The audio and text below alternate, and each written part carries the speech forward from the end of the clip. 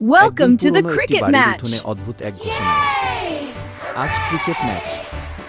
বিড়াল একাদশ বনাম ইঁদুর একাদশ।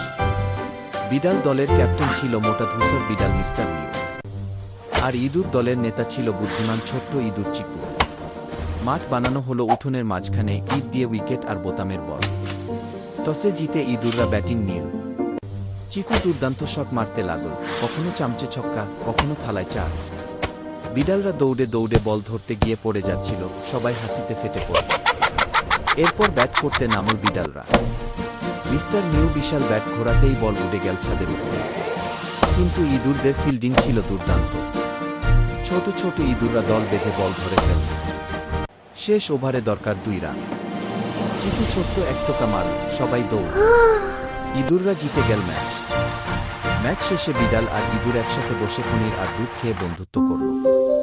সেদিন প্রমাণ হলো, খেলা শত্রুতার নয়, বন্ধুত্বের।